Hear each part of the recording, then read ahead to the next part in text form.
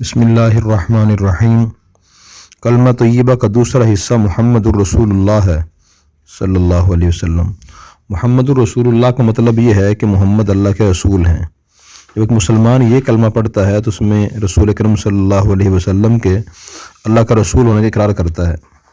کہ حضور صلی اللہ علیہ وسلم کے رسول ہونے کا مطلب یہ ہے کہ اللہ تعالیٰ نے آپ کو دنیا کی ہدایت کے لیے بھیجا تھا،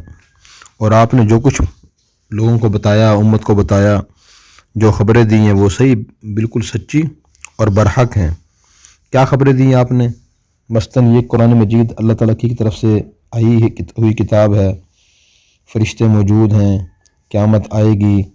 قیامت کے بعد پھر مردوں کو اللہ تعالیٰ دوبارہ زندہ فرمائیں گے، اور تمام انسانوں اور جنات سے ان کے اعمال اور کاموں کا اور باتوں کا حساب لیں گے، پھر اس کے مطابق ان کے جنت یا جہنم کا فیصلہ کیا جائے گا۔ تقدیر لکھی جا چکی ہے۔ تو اس طرح کی جو خبریں آپ نے غیبی خبریں دی، ان پر ایمان لانا ضروری ہے، اور رسول اکرم صلی اللہ علیہ وسلم پر ایمان لانے میں داخل ہے۔ اور یہ جو باتیں آپ صلی اللہ علیہ وسلم نے بتائی ہیں، اپنی طرف سے نہیں بتائی،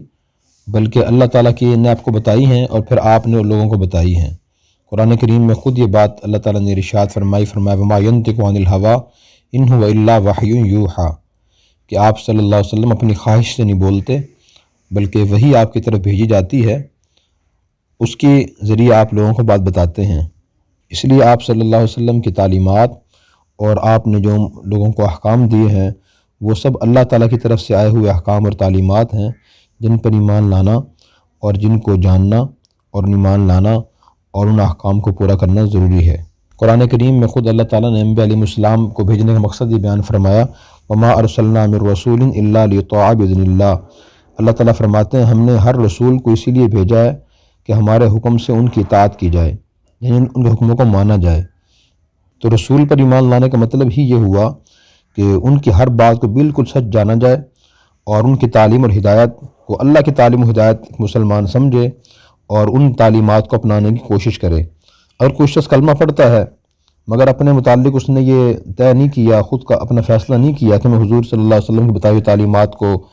حق سچ سمجھوں گا اور ان پر عمل کروں گا، ان کی تعلیمات کے خلاف باتوں کو غلط سمجھوں گا، تو اس نے یہ طے نہیں کیا، یہ فیصلہ نہیں کیا، تو وہ دراصل مومن و مسلمان ہی نہیں ہے، اس نے مسلمان مطلب ہی نہیں سمجھا۔ قرآن کریم میں اللہ تبارک و تعالیٰ نے رسول اکرم صلی اللہ علیہ وسلم کی اطاعت کا مستقل حکم دیا، اس کے فائدے بیان فرمائے۔ ایک آیت میں اللہ تعالیٰ نے ارشاد فرمایا وَمَن يُطِعِ اللَّهَ وَرَسُولَهُ فَقَدْ فَازَ فَوْزًا عَظِيمًا، کہ جو اللہ اور اس کے رسول کی اطاعت کرے گا، جن کی بات مانے گا، تو وہ بڑی کامیابی سے کامیاب ہوگا۔ اور ایک اور آیت میں ارشاد فرمایا اطیعوا اللہ واطیعوا الرسول، کہ تم اللہ کی بات مانو اور رسول کی بات مانو۔ اسی طرح جو شخص اللہ اور رسول کی اطاعت کرتا ہے اس کا فائدہ بیان فرمایا وَمَن يُطِعِ اللَّهَ وَالرَّسُولَ فَأُولَٰئِكَ مَعَ الَّذِينَ أَنْعَمَ اللَّهُ عَلَيْهِم مِّنَ النَّبِيِّينَ وَالصِّدِّيقِينَ وَالشُّهَدَاءِ وَالصَّالِحِينَ وَحَسُنَ أُولَٰئِكَ رَفِيقًا، کہ جو شخص بھی اللہ اور اللہ کے رسول کی اطاعت کرتا ہے، ان کی بات مانتا ہے، تو جو بھی ایسے لوگ ہیں وہ قیامت کے دن انبیاء علیہ السلام کے ساتھ ہوں گے، صدیقین کے ساتھ ہوں گے، شہداء کے ساتھ ہوں گے، اور نیک لوگوں کے ساتھ ہوں گے، اور یہ اچھے ساتھی ہیں یہ لوگ۔ اسی طرح جو اللہ رسول کی باتوں کی خدا نخواستہ مخالفت کرتا ہے اور ان کے احکام کی خلاف ورزی کرتا ہے، رسول اللہ صلی اللہ علیہ وسلم کی تعلیمات کی خلاف ورزی کرتا ہے، تو اس کے بارے میں اللہ تعالیٰ نے بڑی سخت وعیدیں بیان فرمائی ہیں۔ ایک آیت میں ارشاد فرمایا فَلَا وَرَبِّكَ لَا يُؤْمِنُونَ حَتَّى يُحَكِّمُوكَ فِي مَا شَجَرَ بَيْنَهُمْ ثُمَّ لَا يَجِدُوا فِي أَنفُسِهِمْ حَرَجًا مِّمَّا قَضَيْتَ وَيُسَلِّمُوا تَسْلِيمًا، کہ آپ کے رب کی قسم یہ لوگ اس وقت تک مومن نہیں ہو سکتے جب تک کہ اپنے درمیان ہونے والے جھگڑوں میں اور نزاعات میں آپ کو فیصل اور ثالث نہ بنا لیں، اور پھر آپ جو فیصلہ فرمائیں اسے دل سے تسلیم نہ کر لیں، دل میں کوئی تنگی نہ پائیں، بلکہ یہ تسلیم کر لیں کہ اللہ کے رسول نے جو کچھ فرمایا وہ سچ فرمایا اور ہمیں تسلیم ہے، ہم عمل اس کے مطابق ہی کریں گے، تو تب یہ مومن ہوں گے۔ اسی طرح ایک اور آیت میں یہ فرمایا کہ یا ایھا الذین آمنوا اطیعوا اللہ واطیعوا الرسول واولی الامر منکم فإن تنازعتم فی شیء فردوہ الی اللہ والرسول ان کنتم تؤمنون باللہ والیوم الآخر ذلک خیر واحسن تأویلا، اے ایمان والو اللہ کی اطاعت کرو، اللہ کے رسول کی اطاعت کرو، اور تم میں سے جو حکم دینے والے ہیں جن کو اختیار ہے ان کی اطاعت کرو۔ اگر تمہارے درمیان کوئی جھگڑا ہو جائے کسی بھی چیز کے بارے میں تو اسے اللہ اور رسول کی طرف لوٹاؤ۔ اگر تم اللہ پر اور آخرت کے دن پر ایمان رکھتے ہو، یہ اچھا ہے اور اس کا انجام بھی اچھا ہے یہ طریقہ۔ اس سے معلوم ہوا کہ جو بھی جھگڑا اور اختلاف ہو اس کا حل اللہ اور اللہ کے رسول کی تعلیمات میں تلاش کرنا ضروری ہے۔ اسی طرح ایک اور آیت میں ارشاد فرمایا فَلْيَحْذَرِ الَّذِينَ يُخَالِفُونَ عَنْ أَمْرِهِ أَن تُصِيبَهُمْ فِتْنَةٌ أَوْ يُصِيبَهُمْ عَذَابٌ أَلِيمٌ۔ جو رسول کے حکم کی خلاف ورزی کرتے ہیں انہیں ڈرنا چاہیے کہ انہیں کوئی مصیبت نہ آ جائے، آزمائش میں مبتلا نہ کر دیے جائیں، دردناک عذاب میں مبتلا نہ ہو جائیں۔ اس سے معلوم ہوا کہ اللہ کے رسول کی تعلیمات کی خلاف ورزی عذاب کا باعث بنتی ہے، اور پہلی آیت سے معلوم ہوا کہ مومن ہونے کے لیے اللہ کے رسول کی تعلیمات کو جاننا اور فیصلہ اس کے مطابق کرنا بھی ضروری ہے۔ تو خلاصہ یہ ہوا کہ نبی کریم صلی اللہ علیہ وسلم کو اللہ تعالیٰ نے نمونہ بنا کر بھیجا ہے، تو اس نمونے کو دیکھ کر زندگی گزارنا ضروری ہے، اور یہ کلمہ طیبہ کا تقاضا ہے، دوسرے حصے کا تقاضا ہے محمد الرسول اللہ کا۔ اگر ہم اس طریقے سے زندگی گزار رہے ہیں پھر تو اس دوسرے حصے پر، کلمے کے دوسرے حصے پر ہمارا عمل ہے، اس کے تقاضے کو پورا کر رہے ہیں۔ خدا نہ خواستہ اگر اس کو زبان سے تو پڑھ رہے ہیں لا الہ الا اللہ محمد الرسول اللہ، لیکن لا الہ الا اللہ کے تقاضوں کا علم نہیں،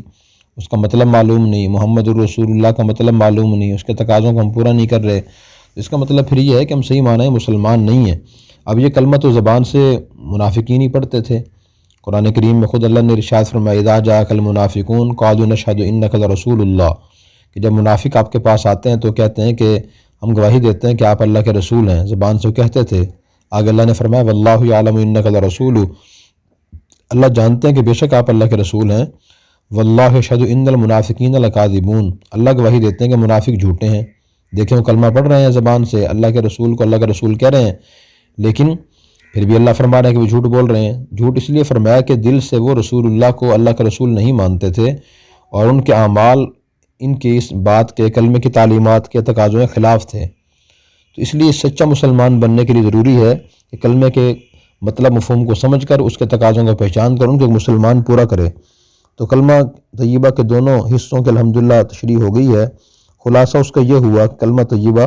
دراصل ایک اقرار نامہ ہے اور عہد نامہ ہے، اس بات کا کہ میں صرف اللہ تعالیٰ کو اپنا معبود، مالک اور مختار دنیا سمجھتا ہوں، دنیا آخرت کی ہر چیز کو میں صرف اسی کے قبضہ قدرت میں سمجھتا ہوں، میں صرف اسی کی بندگی کروں گا، میں اسی کی بات مانوں گا، اور رسول اللہ صلی اللہ علیہ وسلم کو میں رسول برحق تسلیم کرتا ہوں، اور میں ایک امتی کی طرح ان کی سچی اطاعت اور پیروی کروں گا، اور ہر کام میں اطاعت کروں گا، صرف نماز روزے کی حد تک نہیں بلکہ زندگی کے ہر کام میں، بولنے میں، سوچنے میں، دیکھنے میں، چلنے میں، پھرنے میں، کھانے میں، پینے میں، غمی خوشی میں، ہر کام میں کوشش کروں گا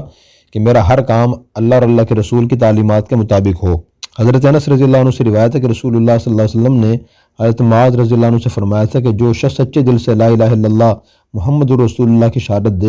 دے گا تو اللہ تعالیٰ دوزخ کی آگ اس پر حرام فرما دیں گے۔ صحیح بخاری صحیح مسلم کی یہ حدیث ہے۔ سچے دل سے گواہی یہی ہے کہ انسان کا عمل بھی اس کی تصدیق کرے۔ نبی کریم صلی اللہ علیہ وسلم نے حدیث میں ارشاد فرمایا کل امتی